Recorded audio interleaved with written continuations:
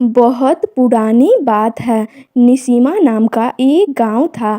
वहाँ एक अनाथ मछुआरा रहता था जिसका नाम गंगुआ था। एक दिन वह मछली पकड़ने गया। उस दिन मछली के स्थान पर एक नाग उसके जाल में फंस गया। दरअसल वह नाग नागलोक का राजा था। अपने पिता को जाल में फंसा देखकर नाग कन्या घबरा गई। उसने उसी समय एक सुंदर स्त्री का रूप धारण कर लिया और वह गंगुआ के पास पहुंचकर बोली, यदि तुम मेरे पिताजी को छोड़ दोगे तो मैं तुमसे विवाह कर लूंगी। गंगुआ मान गया और उसने नाग को छोड़ दिया। अब नाग कन्या ने उससे विवाह कर लिया। गंगुआ और नाग कन्या का विवाह गांव वालों को तनिक भी न भाया। उन्होंने विवाह की खबर राजा को दे दी। राजा ने गंगुआ को बुलाकर कहा, तुमने हमारी परंपरा को तोड़ा है, तुम्हें दंड मिलेगा। फिर राजा ने कहा, कल सुबह तुम्हारे और मेरे मुर्गे के बीच लड़ाई होगी। जो हारेगा उसे गांव छोड़कर जाना होगा। अब तो गंगुआ घबरा गया। उसने घर आकर सारी बातें अपनी पत्नी को बताया। नाग कन्या बोली, इसमें इतना डरने की क्या बात है, मैं अभी नागलोक से एक बलवान मुर्गा ले आती हूँ। यह कहकर वह नागलोक चली गई। कुछ देर बाद वह मुर्गा लेकर आ गई। दूसरे दिन राजा और गंगुआ के मुर्गे आपस में भिड़ गए। नागलोक का मुर्गा अधिक बलवान था, इसीलिए राजा का मुर्गा हार गया। परंतु राजा बोला, गंगुआ, इससे फैसला नहीं हो पाया है, इसलिए कल सुबह जो टोकरी नदी की उल्टी दिशा में बहा देगा वही विजय होगा। अब गंगुआ के लिए लोहित नदी के बहाव को उल्टी दिशा में मोड़ना असंभव था। उसने यह बात नाग कन्या को बताई।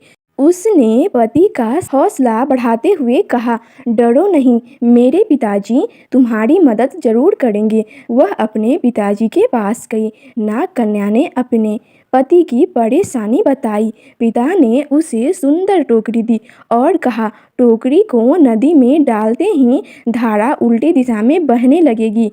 नाग कन्या अपने घर पहुंची। उसने गंगुआ को सारी बातें बता दी। गंगुआ ने टोकरी नदी में डुबा दी। इस पर तुरंत नदी का बहाव उलटकर राजा के महल तक पहुंच गया। गंगुआ खुशी से झूम उठा। वह राजा से बोला, राजन, मैं जीत गया हूँ। शर्त के अनुसार आपको यह गांव छोड़कर चले जाना चाहिए। राजा कहाँ हार मानने वाला था। वह बोला, इस निर्णय को भी अंतिम निर्णय नहीं माना जाएगा। अब हमें युद्ध करना चाहिए। इसी युद्ध से निर्णय होगा। यह सुनकर गंगुआ भागा भागा अपनी पत्नी के पास जा पहुंचा और सारी बातें बताई। राजा के पास बड़ी फौज थी, परंतु गंगुआ तो अकेला था। नाग कन्या उसकी परेशानी सुनकर फिर नागलोक में पहुंची। वहां से वह सोने का ढोल और उसे बजाने की छड़ी ले आई। सुबह राजा अपनी फौज के साथ लड़ाई के लिए आया। गंगुआ पहले से ही तैयार था। राजा और फौज को देखकर नाग कन्या ढोल बजाने लगी। ढोल की ढमढम सुनकर वृक्ष, जानवर, घास पत्ते सभी नाचने लगे। राजा और सैनिक भी हथियार फेंक कर झूमने लगे। इस तरह राजा हार गया और उसे गांव छोड़कर बाहर जाना पड़ा। अब गंगुआ और उसकी पत्नी नाग कन्या गांव के राजा रानी बन गए और दोनों खुशी खुशी अपना जीवन बिताने लगे। तो आपको यह कहानी कैसी लगी कमेंट सेक्शन में ज़रूर बताइएगा। और अगर आप हमारे चैनल पे पहली बार आए हैं तो चैनल को सब्सक्राइब करना मत भूलिएगा एंड वीडियो को अपने दोस्तों के साथ शेयर करना भी मत भूलिएगा। और अभी तक आपने वीडियो को लाइक नहीं किया है तो लाइक भी कर दीजिए।